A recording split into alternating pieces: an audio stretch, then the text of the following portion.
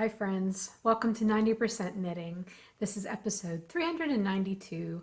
I am Lisa, also known as Fiber Nymph, and I am back from my trip.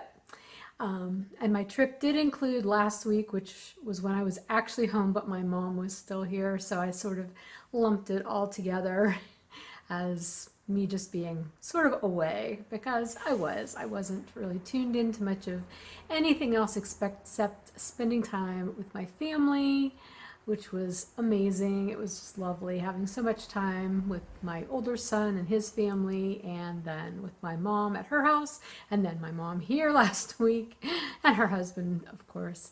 So yeah, it was a great couple of weeks for the most part. And now here I am. And ironically, I've gone from being around all the people all the time to being home pretty much by myself for the next week because Bill left on Saturday morning to go on a motorcycle trip with some friends, and he won't be back until this coming Sunday. So here I am. And if you know me, you know this isn't a super big hardship for me because as much as I will miss him, I enjoy myself some quiet alone time. So I will probably have more of that than I well, no, not more than I need. I don't know that I can ever have more of that. It'll be nice to see him when he comes home, but until then, I'm going to just enjoy my time alone and my time with Emma in the evenings when she's not working. So, let's talk about what we're going to talk about today. First of all, I will remind you, if you are new and you don't know, I do put show notes below the video in the drop-down menu. Here on YouTube. I also post them in the Fiber Nymph Dye Works Ravelry group and on the Fiber Nymph Dye Works blog on my website. All that will be linked below in the description box. There's also a YouTube membership option if you would like to be a member of my YouTube channel and help support my creativity in this venue. It helps support the time that I put into making the videos as well as some extra content. And members also get extra bonus content that only goes out to them. In fact, I uploaded 2 member videos this morning. I don't usually do 2 in one day, but one was something that I had recorded while I was in Florida at my mom's and just wasn't able to upload it while I was away. So that one is up now, as well as one I just recorded yesterday morning here at home. So if you're a member, you can look for those. You can join by clicking the join button that should be underneath this video on YouTube. If you don't see it there, you can click on the Fiber Nymph Dye Works icon and that will take you to my main channel page, and there should be a join button there.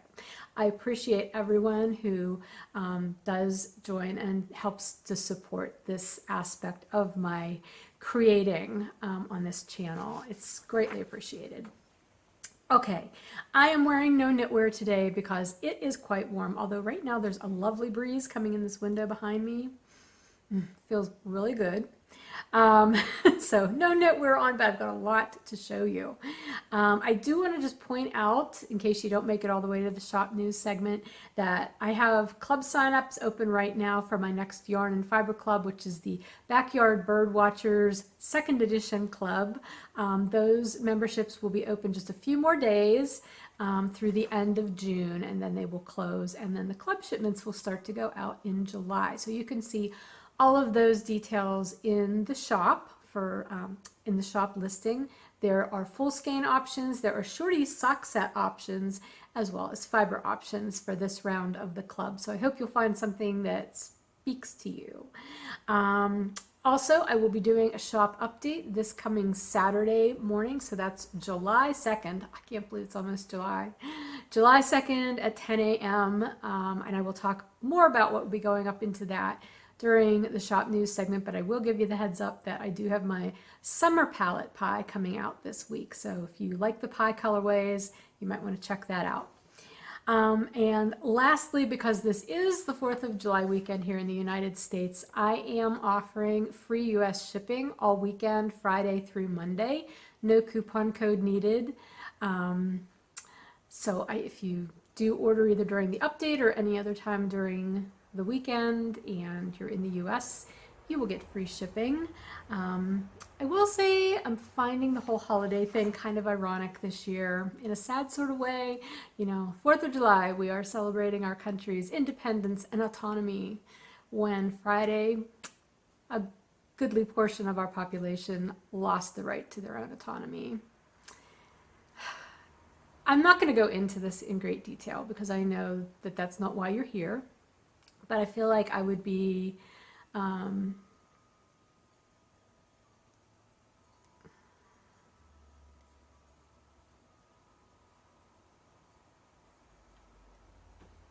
feel like it would be disingenuous to not mention it at all because it's big.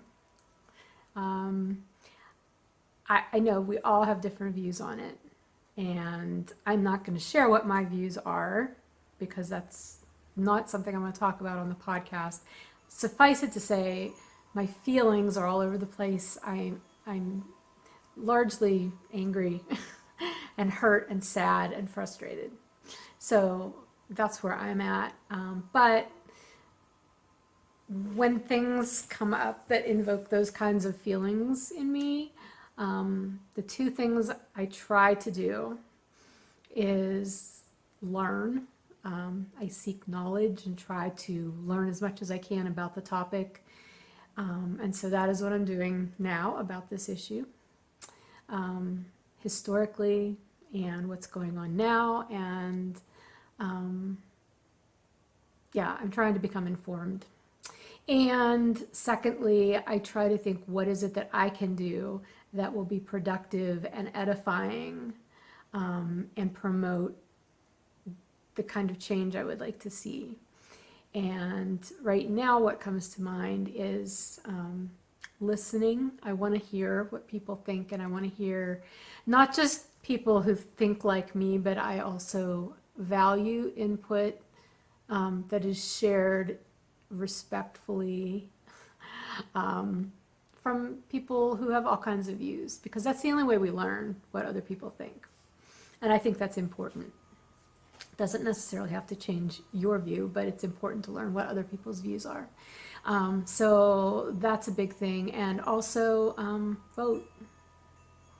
Learn who the candidates are where you are, whether it's local, state, federal. Learn who they are, what they stand for, and support the ones who you think will best represent you and your views and what you want to see in your country, because that's how change happens. So know who they are and go out and vote. It's really important. So that's all I'm going to say about that. We will get back into the meat of the podcast now. I will probably have put a timestamp back at the beginning of all that for anybody who didn't want to hear that, because I get it. We don't all want to hear it. We've been bombarded by it. And even if you're interested in it for mental health reasons, sometimes you have to step back and not have it come at you constantly. So, yeah, let's get into the podcast. As I said, I was away for 10 days, but then I had another week with my mom here, and I basically had a lot of downtime and crafting time. So I got a lot finished this past 2.5 weeks, and I can't wait to share it with you. Some of these are things that I told you I was probably going to be taking with me, and some of them that I talked about I didn't end up taking, and then other things were just like out of the blue. And side note, I did actually take my laptop on vacation with me. However, I hardly worked at all, so that was a good thing, because I didn't want to turn my vacation into just total work. Anyway, okay, so the first finished object that I have to share with you is a pair of boot cuffs. And the pattern I use is called Thermal Boot Cuffs, and the designer is Julie Tarsha. This yarn is some of my hand spun, and the fiber was from Unwind Yarn Company. Dana no longer dyes yarn or fiber. She's out of the dyeing business. But I really loved her yarn too, but I really loved her fiber when she was still dyeing. And so this was some of it. And I had this in my stash that I'd spun up quite some time ago. And I thought it would just really accent the waffle pattern in these boot cuffs, and it did. Let's see, the needles I used for these, they were all done in US 5, so you didn't change needles with the ribbing. So yeah, it was fun to use up some hand spun. The reason I even found this pattern was because I was looking for a pattern to use with my May personal stash yarn challenge yarn, which was also a skein of hand spun, but it was a really heavyweight hand spun, heavier than this. I would say this was probably a light worsted, maybe a DK light worsted, around there. But the other one was heavier, more of an Aran weight, almost a light bulky, and I was having a hard time coming up with a pattern that it would work really well with. Plus it was pretty marled, and I was afraid that this stitch pattern would get lost in all the marling. So I didn't want to use that yarn for this, but I really wanted to make these, and I found this yarn in my stash when I was going through it before the trip, and it worked out great. So I'm really happy to have these, and I'm happy to have used some stash because I am taking part in the Year of the Stash make-along in the Stitch in Time podcast, which is Carol's group. Carol's a member of our community as well. I have not posted any of my finished stash objects in her group yet. I need to do like one big post. But yeah, so these are done. Got some stash out of the stash, so yay. So that was the first thing I finished. But then I still had that May skein, right? That very marled skein of heavier weight yarn, and I tried a couple of different patterns. I tried a pair of mitts, and they were not working out. I didn't like how they looked. I can't remember. I did try something else, and I wasn't crazy about it either. So I decided I was just going to do a hat, and ironically, I used the same stitch pattern for the hat.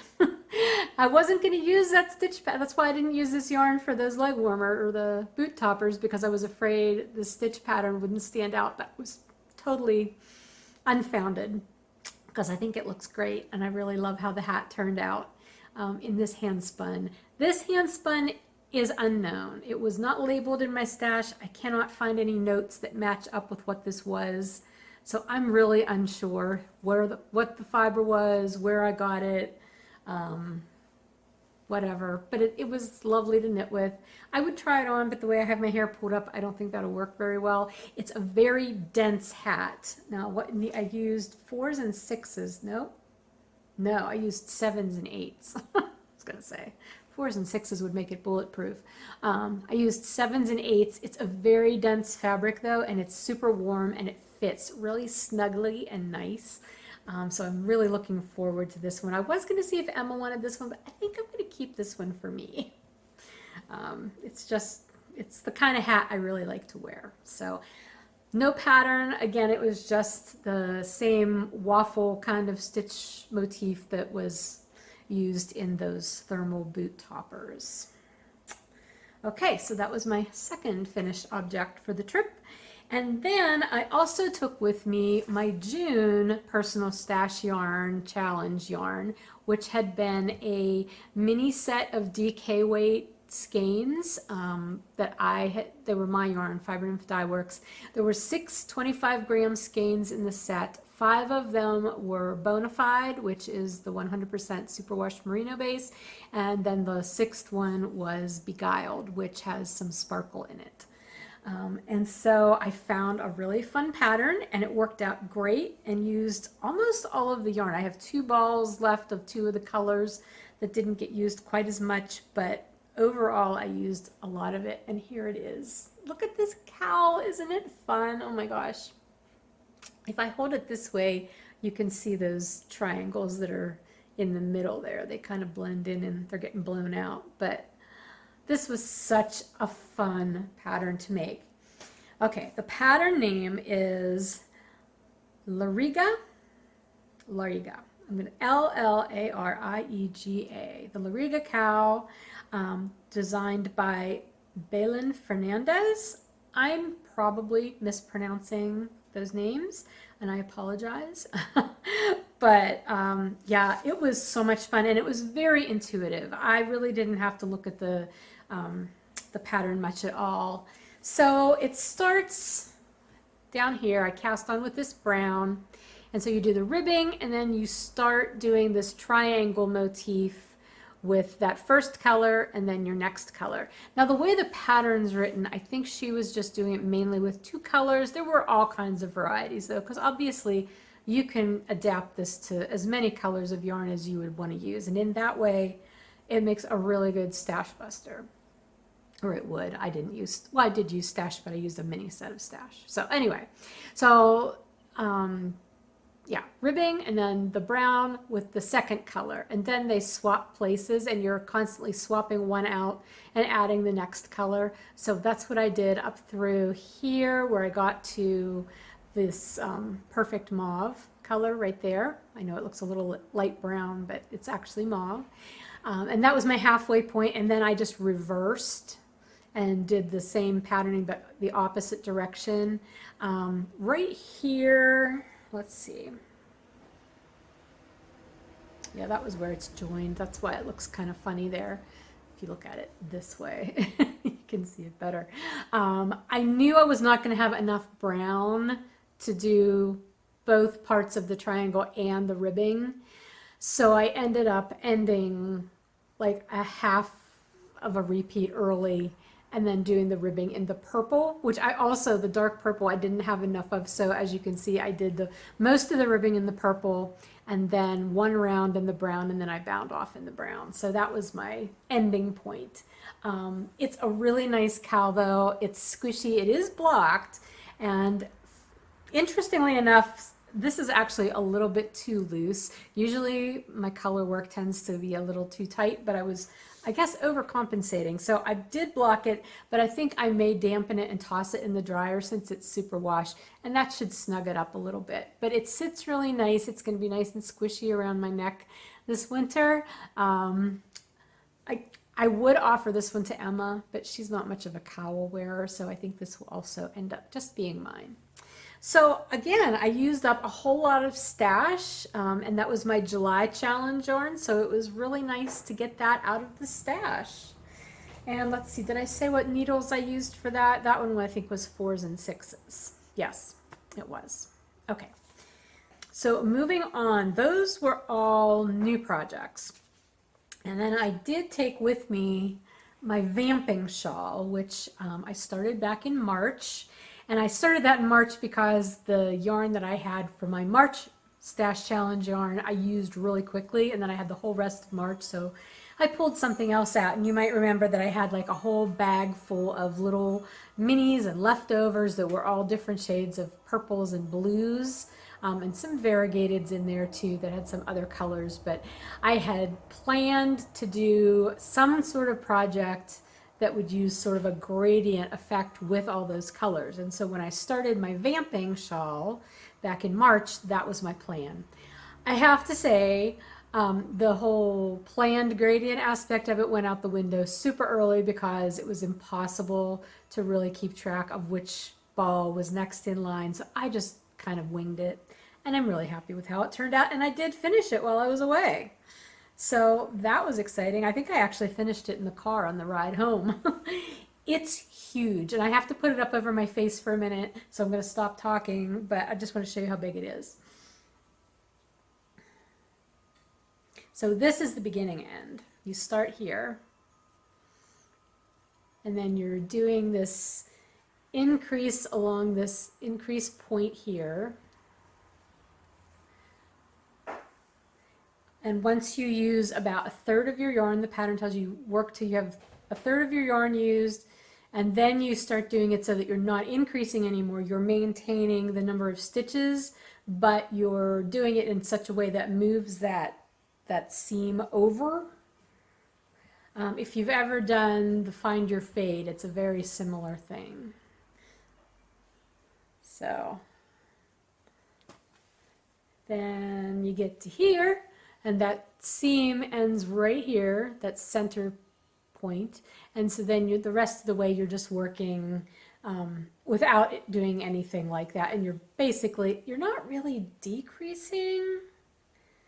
You know what, honestly, I can't totally wrap my head around what you're doing after that point. It was very hard for me to visualize what I was doing. But you only had about 14, I think, more rows after that point, and part of it is the bind off. The bind off was really different. It was not a bind off that I have ever used before. It's one where you're doing one step. Oh, I have an end that I didn't cut or something. I don't know. I have to deal with that. Anyway, I honestly don't remember the steps of it, but you're doing like a couple things on the right side, which involves like a decrease, and then you flip it and you do something, and then you come back and you do that decrease stitch again. It looks interesting now, like this is what it looks like, but when I was first doing it, I thought it looked really weird, and I was so tempted to go back and take it out and just do my own bind off, but I didn't. I did what it said, and I'm glad, because when it's opened up, it looks really pretty. I'm mostly really happy with this. I ended up using about 30% more yarn in this than the pattern called for, but the pattern is also written in such a way that you can use whatever yarn amount that you want to. You just pay attention to that percentage of when to stop doing one thing and then going to the next thing. However, it made it long, but it also, I feel like it made it deeper than what it should have been based on what the one that was in the picture for the pattern was. I don't know. So yeah, I haven't quite figured out how to wear this just because it is both long and really, really deep at that one point. So I'm going to say like this is probably going to be how I will wear it. Yeah, that doesn't look bad. It's cute. It's very squishy, and it's very open and drapey, obviously, because there's that eyelet, a pair of eyelet rows in every repeat. There are mistakes in this. You were supposed to do there was supposed to be like 2 rows of stockinette between each of the eyelet rows, and sometimes I forgot to do those. I just went from one eyelet row to the next. It doesn't really matter, you can't tell. But yeah, it's great, and I used, how much yarn did I use? Just under 200 grams, which worked out to be about 770 yards of fingering weight. That's a lot of yarn out of my stash. It's so exciting. I just love it when I use it, especially when it's scraps, you know, leftovers and minis. Like, it's so much fun to get those out of your stash, right? So I still have, because I started that bag of yarn, the little minis that I started with, was about 300 grams. So I still had another 100 grams left after this, which was crazy. I mean, I could not have made this any bigger, though. That would have just been sort of insane. So anyway, Vamping by Jennifer DeSalle. I don't think I mentioned who it's by, the pattern. Yeah, it's finished, and I'm so happy with it. And it is also blocked. Blocking in the summer is so nice because I can just take things out onto my deck with my blocking mats and everything and put them out there. Although the day that I did this, I put it out and it was super hot and it dried almost immediately, but I didn't get it off the deck before it started to rain. So then it had to dry a second time, which it did quickly, but it was just sort of funny. Okay, so I did that, but then, as I just said, I still had about 120 grams left of yarn. Was it 120, 117, somewhere around there. And I really didn't want to put that back in stash. I wanted to do something with it, and so I made a hat. This is a Scrappy hat. I'm so sorry. My throat is very scratchy, and I'm kind of froggy, probably because nobody else is home. And though I talk to myself a lot when nobody else is home, I think it's just the fact that I'm not talking a lot. Anyway, so you might remember a couple of years ago, I made probably a dozen Scrappy hats where I was holding 2 strands of fingering weight together, so it made about a DK weight. And I made tons of Scrappy hats that way, and they were so much fun. I was kind of addicted for a while. And so I did another one, but this one is 3 strands, and I got this idea from Sarah, who's PA Knitwit. She's also part of the Fiber Nymph Dye Works community, but she recently used a whole bunch of leftovers, held them triple, and did a hat. And I thought that's a great idea because you use like 1/3 more yarn, right? So that's what I did with my Vamping shawl leftovers, and here's what I have. This did end up using, let's see, 86 grams of the remaining 117. However, I did end up actually having to go into my scrap stash and pull out a few other small leftovers just because when I was getting to the end, I only ended up, I had a few larger scraps left and they were semi-solids, and I didn't want the whole top of the hat to be the same three colors. I just thought that would look weird. So I pulled out some other little scraps that I could use to give it some variety, and I'm glad I did that. I think it looks pretty good that way. Something I did in this hat that I've never done before is I used a clasped weft join to join the strands, because basically I'm holding 3 strands of scrappy yarn together. They aren't the same length, so as one runs out you add in another one and you keep going. Well, in the past when I've done stuff like this, I've either just left the ends hang and then had to weave them all in by hand, or I've tried doing magic knots. I don't really like doing magic knots in accessories and garments because I don't trust them. I've done them in Afghans and they will come apart sometimes. But I've never tried the clasped weft join, and that is a technique that I know Jen from the Down Cellar Studio podcast, she talks about that a lot because she always uses it when she makes scrappy socks. And so I thought, okay, Sarah used the clasped weft join. I can't say it right. Sarah had noted that she used that to join in her colors. I thought, you know what, I'm going to give this a try. I'm going to learn how to do it. And so I watched a video, which incidentally was done by Jen probably like 6 years ago. And it was super easy, and oh my gosh, total game changer for doing these kinds of projects and adding in the yarn, because once you're done, you just have all these little ends and you just snip them off. Like you can see I left some length to them because my fear is the way they're integrated into the hat, they could potentially pop to the outside, and I didn't want that. So that's why I left the ends a little bit longer, just so that, you know, if they move around, hopefully they won't come out the other side and have to be poked back through. But yeah, it's great. This one, I think I will see if Emma wants, because it's a little smaller. I cast on 80 stitches. I did this on, I think I did this on 4s and 6s also. I didn't write it down. Oh yeah, I did. 4s and 6s. And so I cast on 80 stitches, and then the first round of stockinette, and this is a 2x2 rib. First round of stockinette I increased, and I planned to increase by 8 stitches so that I would have a working hat of 88 stitches. However, what I realized when I went to do my decreases, I apparently only cast on 6 stitches or increased by 6 instead of 8 because I was too short. It was fine, can't tell, I just fudged it. But it is also a very snug hat, and I think it'll fit Emma better than it'll fit me, and I think she'll like all the crazy colors too. So anyway, I am so happy to have used all of this stash, especially all that scrappy stash. It's just such a satisfying feeling. Okay, so that is all the finished objects I have, or at least the finished knit objects. That's a lot, and I'm so happy about getting all those done. The only other thing I have is still a work in progress. I did take this on my trip with me, and this is my Feathers and Tune sock, which I did not put on a blocker, but I did finish the first sock. It was down to around the cuff, I think, whenever I took it with me.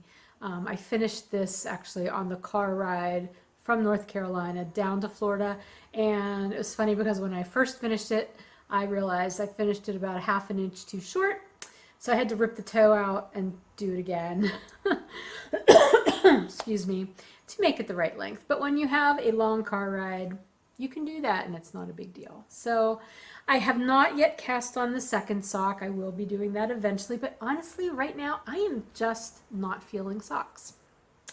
Don't know why. I guess because I was so enthused with all these other projects, socks just really were not at the top of my priority list. I'm sure I will get back to them eventually. I always do.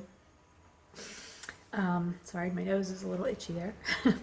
So yeah, that was, I'm sorry, I'm not telling you anything. It's not a pattern. It's just my regular 2x1 rib sock with a slip stitch heel gusset and Fiber Nymph Dye Works Bounce yarn in the Feathers and Tunes colorway. US 1 needles. I guess I forget to tell you this because it's my standard sock. I pretty much say that about almost every pair of socks I ever make. So I guess I figure you already knew, but if you're new, you wouldn't know. So there you go. Okay, next up, I do have a finished spinning project, and this I had started before I left on my trip and finished up yesterday. Yesterday I did the plying. So here it is. This fiber, I didn't bring the bag over. This fiber was from a dyer called the Yarn Wench. She's no longer dyeing. She retired a few years ago, but I did have a couple of her braids and her colors were absolutely gorgeous. This was a gradient braid of Falkland. I believe the colorway was called Aurora. It was hard for me to tell the way it was written on the label, but I'm pretty sure that's what the colorway was. Anyway, I split the braid in half lengthwise, and then I spun each half end to end on a separate bobbin, and then I chain plied. So I basically have two mostly matching-ish skeins of this gradient. One is actually a little larger than the other because I didn't split the fiber exactly. But it is about a sport weight. It could become socks, I'm not sure. It does not have any nylon in it or anything to give it strength, but it is a 3-ply, so that kind of helps. And sport weight socks I often just wear around the house anyway. I don't wear them in shoes. They're not rubbing a lot. So I think they could be okay as socks or mitts. If I did them as socks though, I feel like I would really need to do them toe up to make sure I could use enough of the colors. And you know how I feel about toe up socks. Not my favorite. Mitts I could start from the hand down. That could be fun. Or I might just find some other pattern that I could use both of these gradients in a really interesting way and make the gradient really be the focus. I don't know. So I'm thinking about it. They have not been soaked yet either, so I'm going to lose some yardage. I think right now I have right around 380-ish yards total. And as I said, one is a little bit bigger than the other one, yardage-wise, weight-wise, but not significantly. So anyway, I'm going to soak those. My yardage will go down a little bit, but then we'll see what I do with it. I don't know. Stay tuned. I don't have another spinning project on the wheel yet, but I do have a plan and I'm going to talk about that shortly. I do have a weaving work in project though, work in progress that I just started yesterday. And it's on my 10-inch Ashford rigid heddle loom, my sample it loom, and obviously I'm not even using the full width. I am making mug rugs. I keep calling them mug mats because I keep forgetting the word rug. I don't know why. I want to wind this so that you can actually see. Hang on. Should have done this before I started. Okay, there we go. So I warped about 5.5 inches in width because I knew it would shrink up and I was going for a 5-inch width. The yarn I used to warp this is some 8-2 cotton. If you don't know what 8-2 cotton is, it's a weaving thing. Like weaving yarns have numbers rather than being called fingering or lace or worsted or what have you. They have numbers that denote the thickness of the yarn. And let me see if I can find, okay, here, whoops, just lost the heddle there. So here, you sit down there for a second, okay. So this is the yarn I used to warp the loom. So you can see it's pretty thin, right? If you hold it up against my wiggly arm. It's pretty thin yarn. This is 8-2 cotton. What the number means, the 2 means it's a 2-ply. So there's 8-2, there's 8-4, there's 8-8. So 8/4 would be 4 ply, 8/8 would be 8 plies. And obviously as those ply numbers get bigger, the yarn also gets bigger. This is some 8/4, this purple. So you can see sort of next to each other. I don't know how well you can see it, but the 8/4 is definitely a little thicker than the 8/2 because it's got 2 more plies. The 8, I don't know specifically what the 8 means. I just know that the larger that first number, the smaller the first number, the larger the yarn, the single of the ply is. So like 8/2, the 2 plies are larger than the singles would have been in 16/2. Those plies from 16/2 would be much finer than 8/2 plies. So as those numbers get bigger, like 16 or 32 or 50, like thread, like sewing thread, I read is 52. It's a 2 ply, but those plies are made up of singles that are denoted as 50. That's how fine they are. So anyway, I used this is the lightest cotton warping or weaving yarn that I have. So it's 8/2. So that's what I used to weave or warp with. And I warped, I'm using my 12.5 dent heddle, which means there's 12.5 warp threads per inch. Okay. Or dents per inch. That's the heddle, dents per inch. So ends per inch. But then the yarn that I'm using for my weft, I'm using regular like sugar and cream cotton, which is obviously way, way thicker than my weft yarn or warp yarn, because I wanted this to be a weft-faced fabric, meaning I want the yarn from the weft to be what is more pronounced.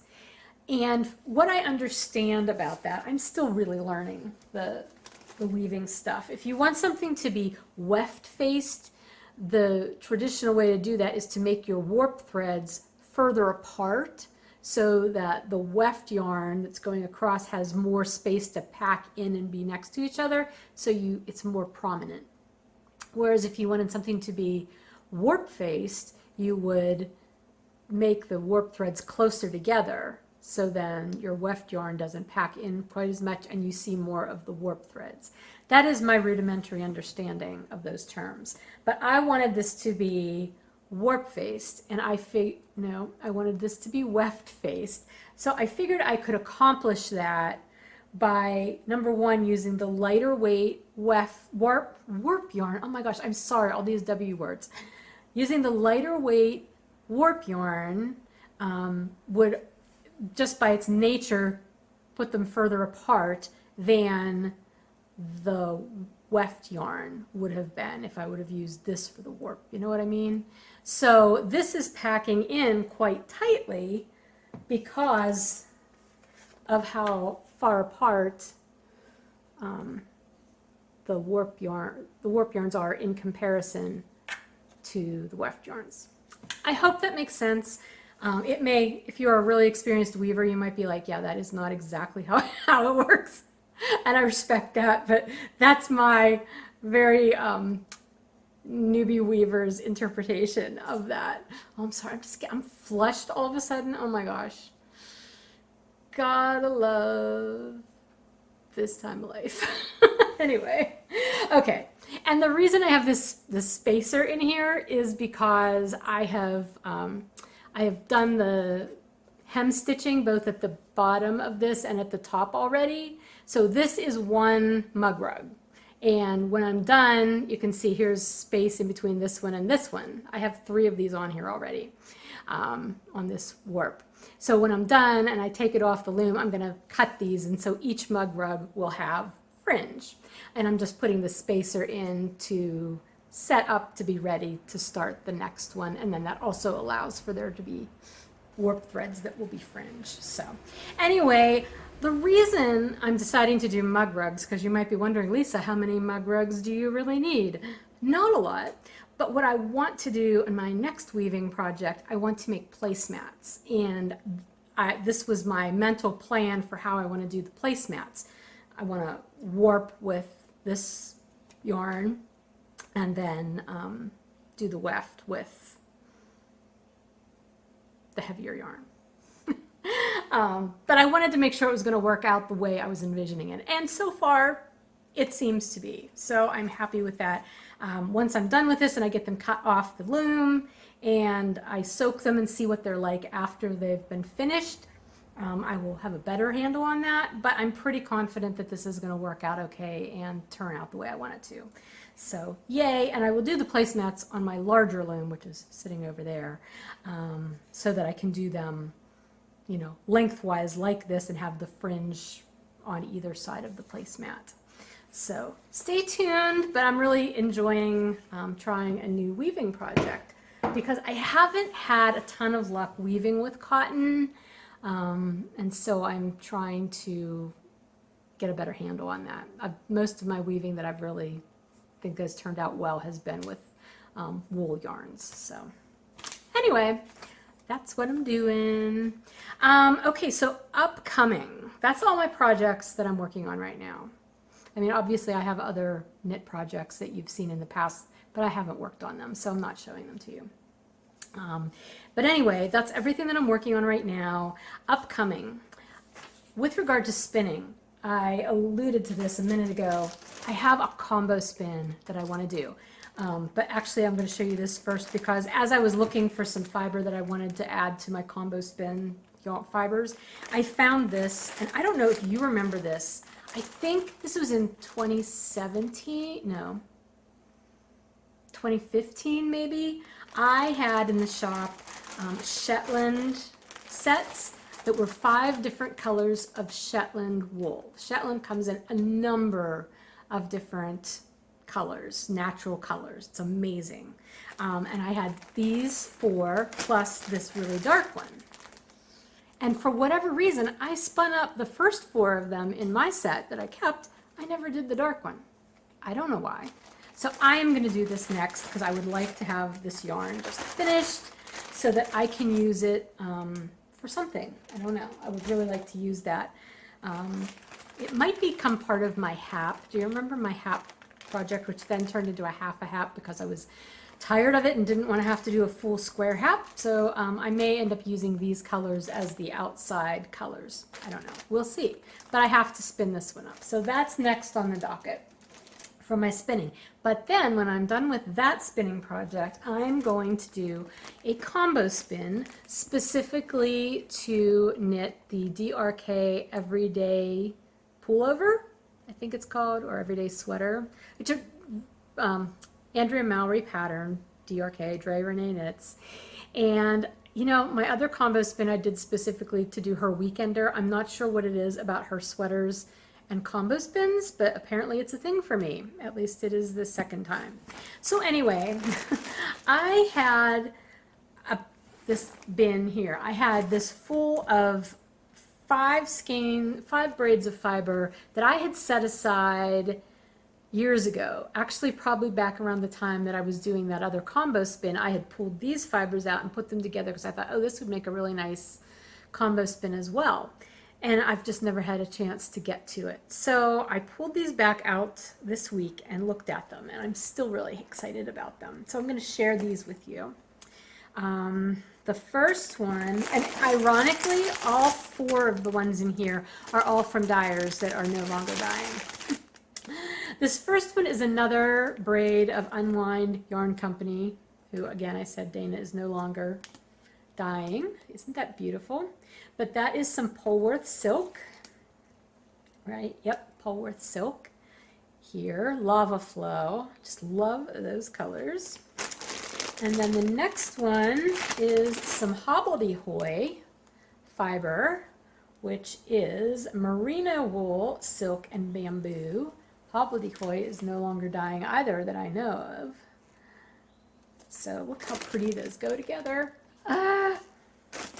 Okay, the next one is Tempted Yarns. Stacy has not dyed for quite a while either, as far as I know. And this is just superwash merino. And then the last one is Gail's art. Gail stopped dyeing. I don't think she started again. She sort of retired from dyeing a couple of years ago. So Gail's art. And this is alpaca silk. Now, I don't enjoy working with alpaca, but I think I bought this because I love the colors. And I love Gail, she's a sweetie. But I think using this as part of a combo spin will help me like it better because it will not just be alpaca yarn, it will be blended with all of these wools and the other silks and stuff. So these are the 4 colors that I had so far. So this is a pound of fiber essentially. Now, obviously the Gail's art has this purple in it, so it's got a little bit of, you know, stuff going on that the other ones do not have. And being attacked. And the Tempted has this green, but you know what? Overall, I think it's going to blend together super well. However, I feel like I need more than just a pound. When I did my other combo spin, I did it, I can't remember if I did it as a 3-ply or a 2-ply. I think based on the yardage, maybe I only did it as a 2-ply. I don't know. Maybe I did it as a 3-ply. Whatever. I ended up with just under 2,000 yards of yarn, like a worsted weight yarn. I only used a little over half of it for the weekender, which I made long. So this could be enough because I want to do a 2-ply. This yarn needs to be a sport weight for the DRK sweater that I want to make.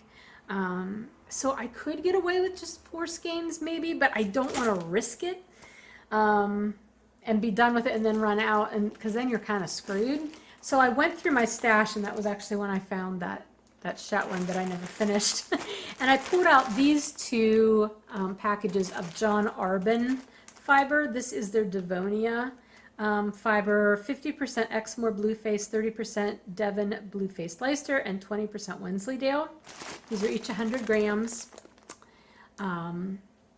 So it's a red and an orange. I bought a whole bunch of this from the Woolly Thistle one time when she had it in stock.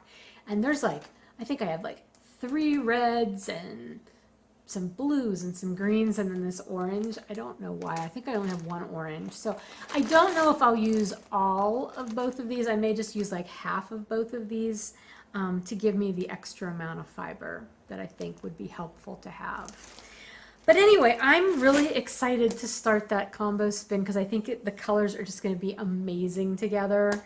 And I really like that sweater, so I'm hopeful that will turn out well. So that will be coming up in my world of spinning soon, hopefully. Other upcoming things, I told you about the placemats I want to do. I also want to start a sweater for myself, which, I mean, obviously that will eventually be a sweater, but that's going to be a while. I have this, I hesitate to show this to you because it has not been in the shop yet. It will be coming in the shop soon, possibly this week, but I can't promise that yet because it all depends on what I'm able to get done. But this is what I'm calling a dark rainbow.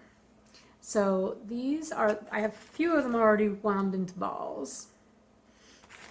And then here are the other 3 skeins. So they're all rainbow colors, but they're dark rainbow colors. And I'm not exactly sure what I'm going to call these. I may call them like shadow tonals because of the way I dye them. But I think, I mean, I've definitely got enough yardage here to do a top for myself because these are half skeins. So 200 yards, 200 times 6 is 1,200. That would be enough for me to do like a short sleeve top. And I think that's what I'm going to do. And I may just do the So Faded, Andrea Mallory So Faded, and do it short sleeved. And modify it because I don't like the garter stitch shoulders. It'll just be stockinette. But I think that's what I'm going to do with this. And plus that would be a really nice sample for this yarn to be able to show you how it knits up. So that might be coming up.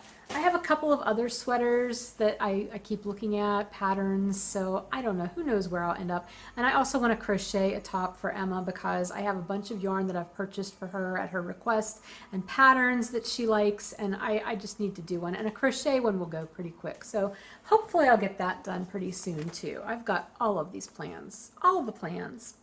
What else? Oh, and then I also have my July personal stash yarn, right? Personal stash yarn challenge yarn. I pulled the bag out of the bin today, but I didn't open it yet. So we're gonna do that together. Here it is. I actually downsized my bin that I had all of these bags in because now there's only 5 left because the year's more than half over almost. Okay, here we go. This is a fun little fall bag. It's another mini set. Oh, and it's another one of my mini sets. Oh my gosh. Okay, so this is the Secret Garden Progressive Gradient mini skein set. This is on Bounce. So this is 400 yards. I love this colorway, and it was never as popular in the shop as I thought it deserved to be. I really love these colors though, so I did keep one of the mini sets. It was originally a 7-color colorway, but the minis I did as 5s. I actually think it started as a gradient skein, but anyway, yeah, so that's cool. I have to find something fun to do with this now. Oh my goodness. Anyway, all right, so that will be July. I figured since July is just a few days away, it wouldn't hurt to open it. Now I can be thinking about it too and thinking about what I want to make with it. So that's all my upcoming. Let's move on. The MIYO, the second quarter is closing out at the end of June. So you have a few more days left to finish up your June quarter or your second quarter projects and get your finished object submission form submitted. You can submit them past the 30th. You can submit the forms. It doesn't shut off for you or anything. The projects, though, do have to have been finished by the 30th. So you're welcome to still submit the forms like over the weekend or whatever by the time you get your pictures taken or whatever for your page, or because you have to include a link to where I can see your project. So anyway, yeah, that's ending, and so I will be doing prize drawings for the second quarter on the next podcast, which will be sometime in early July. I'm also going to be doing a special drawing that I hadn't originally planned to do, but then I got a donation of a very special prize, which I'm not going to show you today. I'll show you next time. But since it's very different than the other prizes I usually offer, I wanted to do it as a separate kind of prize drawing. So it is going to be a prize drawing that will be drawn from everybody who submitted a finished object submission form in the whole first half of the MIYO, so first quarter and second quarter combined. So that'll be fun, and I can't wait to do that one too. But all of those will be in the next podcast in early July. We take the month of July off from the MIYO, and then it'll pick back up at the beginning of August with the third quarter being August and September. So if you have not yet sent in your theme, your theme submission for the third quarter, please remember to do so. You're welcome to submit that at any time, and if you change your mind on what your theme wants to be, you can do that too. But only the projects that meet that theme and are started after you've submitted that form will count, if that makes sense.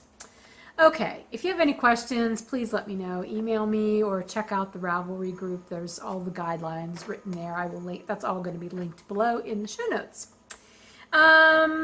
Let's see what else. New things.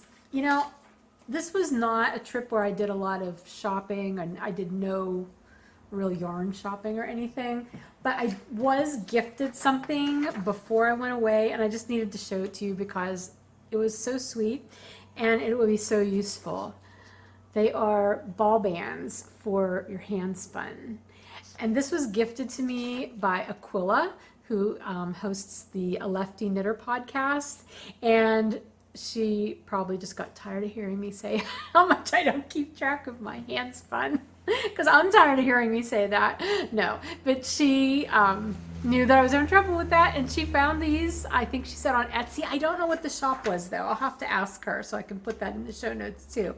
But they're ball bands. You just print them out, and you can cut them out and then put them, you know, it has all of your pertinent information about the fiber and your yards and all that stuff. And then you can wrap it around your hand spin and you know what you have. So that will be exceedingly useful. Thanks again, Aquila. I really, really appreciate that. I have to get some like cardstock. I couldn't find any cardstock to print this out on. I don't know how well paper is going to hold up, so I have to find some cardstock. But anyway, that is my one new thing that I thought you might be interested in seeing. Okay, we're going to jump into shop news now. As I said at the beginning of the podcast, I do have the Backyard Birdwatchers Yarn and Fiber Club 2nd edition sign-ups going on in the shop now. They're continuing through the end of June, so you've still got a few days to sign up if you'd like. There are full skein options, there are shorty socks set options, and there are fiber options. So hopefully one of those will appeal to you if you're interested in the club. There are so many birds that I want to do yarn for. So many, anyway. I'm looking forward to it. I hope you will be too. As I said, this coming weekend is the 4th of July weekend. I am offering free US shipping Friday through Monday for any size order. No coupon code necessary. Just place your order and it should come up as free shipping for you in the US. There will be a shop update on Saturday. That is July 2nd at 10 a.m. Eastern. The things that I can tell you for sure will be in there will be the Summer Palette Pie colorway, which I do not have to show you right now. It is not ready to be shown. Again, this is my first day back to actually working because I've been off for the past 2.5 weeks. But Summer Palette Pie will be in there. I can tell you it's going to have a bit of a beach feel to it. That's what I'm going with for summer right now. If I can get those dark rainbow colors up, I will. They will probably be in half skein sets, possibly in some full skeins that are available individually, but I'm not sure on what bases yet. I know I do not have enough bounce in stock to do them on bounce. I may be able to do them on sunshine though, so we'll see. They may just have to be half skein sets and then I can do full skeins as like dyed orders or something. I have to place an order with my supplier to get more bounce.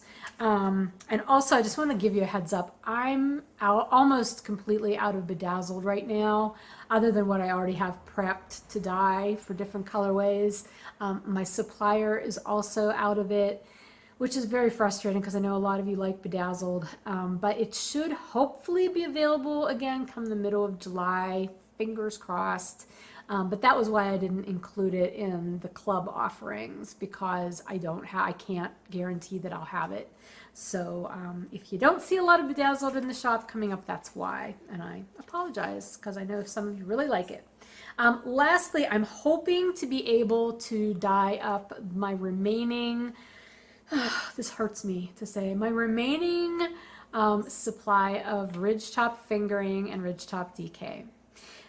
If you don't know, Ridgetop was my base that I was having custom milled. It was a Romney Falkland blend. I love this yarn so much. And if I could, I would just keep all that's left of it for myself and knit with it for the rest of my life because I really love it. However, that's selfish and defeats the purpose of having a business when you keep everything for yourself. So I'm going to be dyeing up what I have left of it. They'll be semi-solids and they will be up in the shop and available to you while supplies last. I've made the decision that I'm not going to have it milled for me again. I'm not going to get another batch of it. I've had issues trying to get in touch with the mill, getting responses. I don't know what's going on there. And I'm afraid that at this point, the way pricing has been and getting shipments in, that it may just be out of reach right now in a lot of ways. So I'm saying I'm retiring it once what I have is gone. It may come back in the future if I'm able to find another way to get that same blend milled. That would be awesome. But if not, I do have plans to try to bring in some other non-superwash yarns. Even if I don't carry them constantly, they may be like special collections that I do occasionally. I'm looking into that, and I'm hoping I can find some things to do, because I know, just like I do, I know a lot of you enjoy knitting with non-superwash wools as well as superwash. So I want to be able to make that available to you.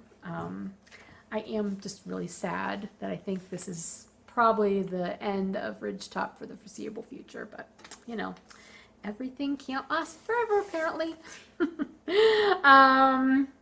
Everything in the shop update this week will probably be shipping on a slightly delayed basis, like where I'll have a note saying, you know, please allow up to a week for shipping, just again because I'm, you know, working to get this update up after having been off 2.5 weeks.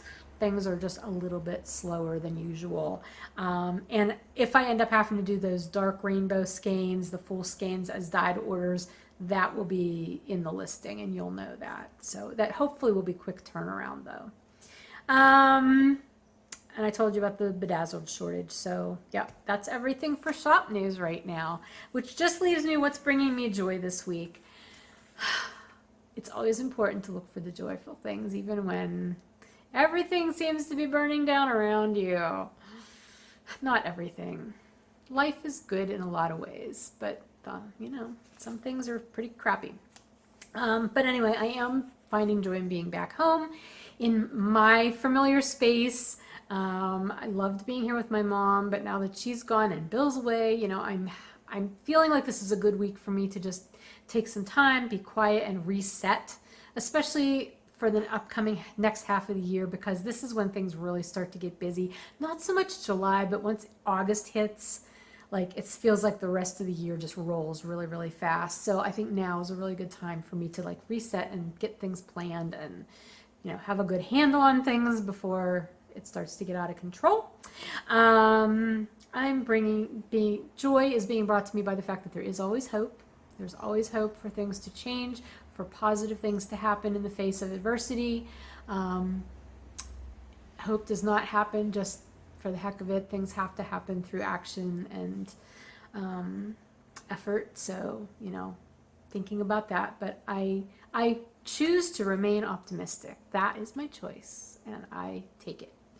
And that being said, I just want to say, in the face of everything going on, no matter how you feel about that Supreme Court ruling on Friday, or how you feel about any of the other insane things happening in our world, Ukraine, gun violence, whatever, no matter what your views are on it, I want to implore you to please take care of yourself and your mental health. Because this stuff is heavy and it's big, and we all need to remember that it's okay to step back from it and step out of it for a few minutes, however long you need, to like calm, center, and be able to deal with it from a place of calm and peace and not out of frantic panic, because that never ends well. So please take care of yourselves. I hope the podcast at least gave you a bright spot in the midst of it, and I'm sorry if my mentioning the bad things jarred you out of the bright spot.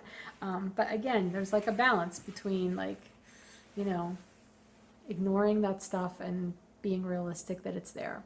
And I try to maintain that balance and keep things real. So anyway, that's it. I'm going to go. I hope you have a wonderful week. And I will talk to you again probably sometime next week. I would say maybe the later part of next week. And I will have prizes for the MIYO and show you what all I've been able to accomplish. Probably will not have nearly as many finished objects though. So anyway, take care, my friends. I love you. I love you, and I so appreciate your support in every way that you offer it. And be well. Bye.